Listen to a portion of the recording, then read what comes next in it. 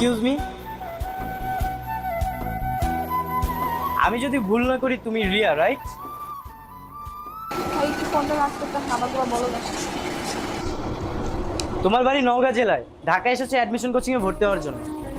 নিশ্চয়ই তোমার আপু বলেছে তার একমাত্র হ্যান্ডসাম দেবো তোমাকে স্টেশনে নিতে আসবে, আর তার হ্যান্ডসাম দেবই হচ্ছে আমি।